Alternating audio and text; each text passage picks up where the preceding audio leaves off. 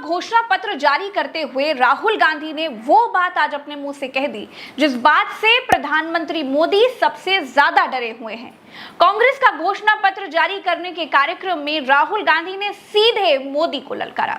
राहुल गांधी ने कहा कि इलेक्टोरल बॉन्ड की पूरी चार्जशीट विपक्ष को पकड़ा दी है और मोदी इसलिए डरे हुए हैं कि अगर 400 सीटों की जगह 180 सीटें भी आ गई तो आज नहीं तो कल इनकी नैया गड़बड़ा जाएगी। कहने का मतलब साफ था, अगर मोदी के हाथ से सत्ता गई तो कांग्रेस सूद समेत हिसाब लेगी।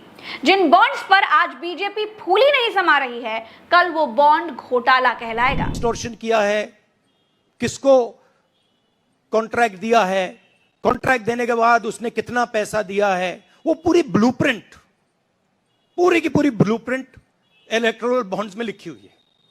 तो नरेंद्र मोदी जी ने आज नहीं तो कल ऑपोजिशन को पूरी chargesheet, proof sheet electoral bonds के थ्रू पकड़ा दी है। तो इसीलिए थोड़ा टेरर हो रहा है उनको, इसीलिए नंबर निकला है 400 पार। इसलिए ये महाराष्ट्र में हमारे नेता ले जा रहे हैं, हरियाणा में सब जगह हमारे नेता ले जा रहे हैं, क्योंकि इनको लग रहा है कि भैया अगर 400 पार नहीं 180 हो गई, 160 हो गई, 140 हो गई तो नैया पार हो जाएगी। राहुल गांधी का इस तरह का ये पहला बयान था। दोस्तों, बहुत बातें इस बार हैं जो बीजेपी के खिलाफ जा रही हैं।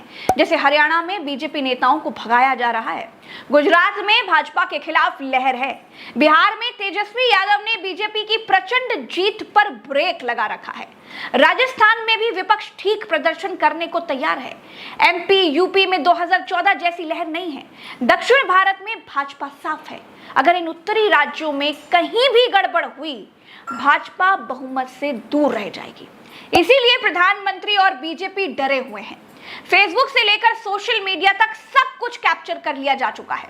बोलता हिंदुस्तान नाम का चैनल सरकार ने बिना कोई कारण बताए डिलीट करवा दिया। फेसबुक पर पहरा है, राहुल गांधी ने इस चुनाव को लोकतंत्र बचाने का चुनाव करार दिया है।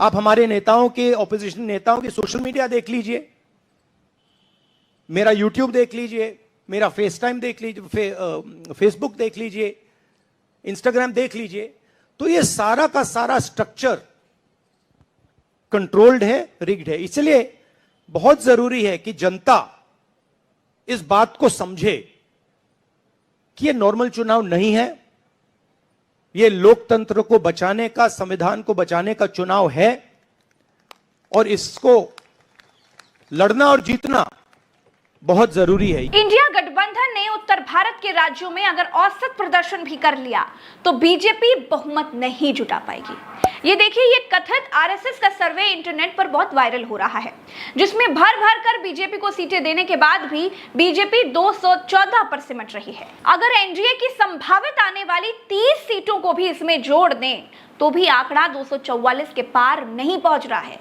मोदी अगर अल्पमत में रहे तो हारेंगे ही, और अगर कुछ सीटों से गठबंधन की सरकार बनाने में कामयाब भी हो गए तो ये मोदी की सबसे बड़ी हार होगी, क्योंकि गठबंधन दल के लोग मोदी को प्रधानमंत्री बनते बिल्कुल नहीं देखना चाहेंगे। प्रधानमंत्री की सांसें अटकी हुई हैं और ऊपर से राहुल गांधी की मोदी को चेतावनी ने मोदी को और भी ज्यादा परेशानी में डाल दिया है। जब राहुल गांधी इतना कॉन्फिडेंट और अग्रेसिव थे तो बीजेपी के इशारे पर नाचने वाली मीडिया को भी कुछ महसूस हुआ कि सच में अगर बीजेपी हार गई तो क्या होगा। फौरन अंतरात्मा जागी और राहुल गांधी से पूछ लिया कि इंडिया की तरफ से प्रधानमंत्री कौन होगा। चुनाव जीतने के बाद लीडर कौन होगा, प्राइम मिनिस्टर कौन होगा, वो पूरा का पूरा जो कोलिशन है वो मिलकर डिसाइड करेगा। 2024 का चुनाव इतिहास का सबसे ठंडा चुनाव होने जा रहा है। बिल्कुल ठीक सुना आपने। जनता 10 साल में पस्त हो चुकी है, सरकार में कोई सुनवाई है नहीं, जनता के हर सवाल का जवाब भारत माता की जय से दिया जा रहा है, जनता की हर परेशानी का जवाब अयोध्या तो झांकी है, काशी मथुरा बाकी है कहकर दिया जा रहा है। देखिए, अयोध्या का उत्सव लोगों ने देखा तो नंदी बाबा ने भी कहा वे हम काहे इंतजार करें।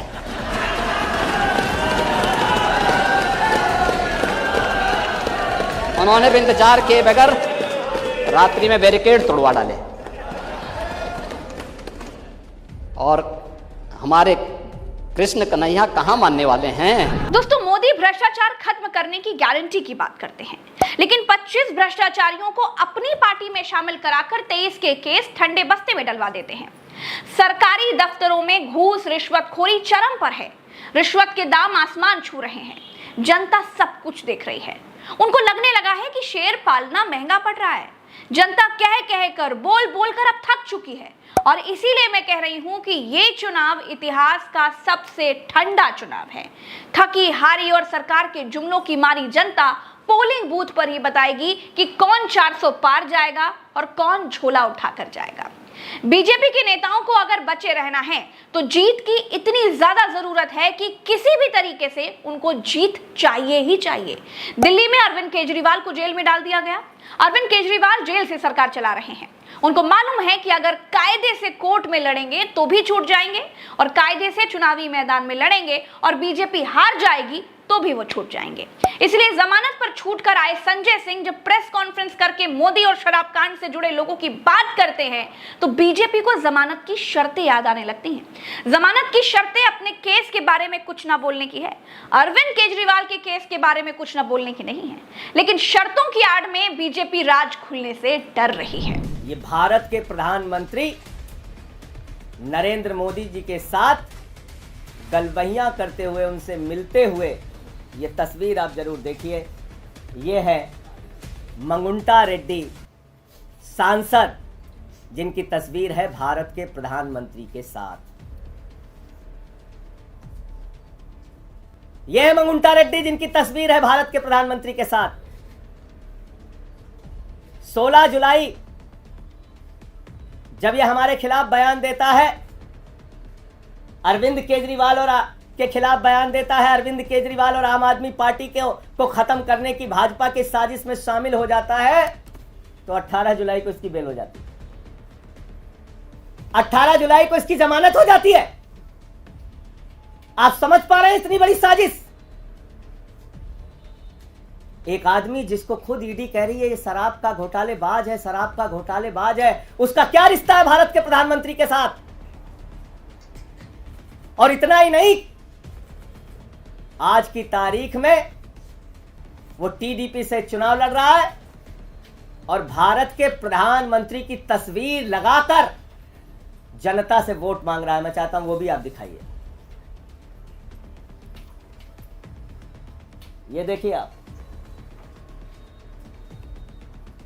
इसको टीडीपी का टिकट मिला हुआ है। कुछ समझे आप? संजय सिंह जो बात कह रहे हैं और जो बात राहुल गांधी कह रहे हैं उसको बारीकी से देखें तो एक ही बात है। अगर बीजेपी बहुमत से दूर रह गई तो 10 लाख सवाल और वही एजेंसियां जो आज किसी और के पीछे हैं कल किसी और के पीछे लग जाएंगी। जब सिटिंग मुख्यमंत्री को कानून जेल भेज सकता है तो फिर जेल की सलाखें आम आदमी में भेद नहीं करेंगे। 5 मुकदमा बंगाल में हमारी ममता दीदी लिख लेंगी तो 10 दरोगा वहां से आ जाएंगे, 10 दरोगा आ जाएंगे और मोहाली और रोपड़ वाला दरोगा आएगा, कहेगा नरेंद्र मोदी जी घर पे हैं। खैर, कांग्रेस के घोषणा पत्र में 5 न्याय और 25 गारंटियां हैं।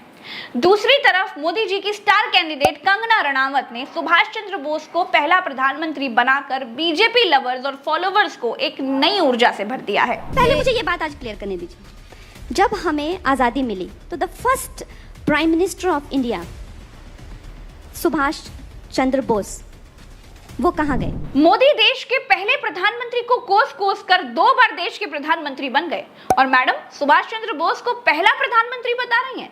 इससे ये बात तो साबित हो जाती है कि कंगना रनावत मोदी को धोखा दे रही हैं। वो प्रधानमंत्री को ठीक से फॉलो नहीं करती हैं। अगर करती तो ये गलती तो नहीं करती। मोदी जी को अपनी टीम में ऐसे लोग चाहिए जो ये कह सके कि जो तुमको हो पसंद वही बात कहेंगे, तुम दिन को रात कहो तो रात कहेंगे। नमस्कार।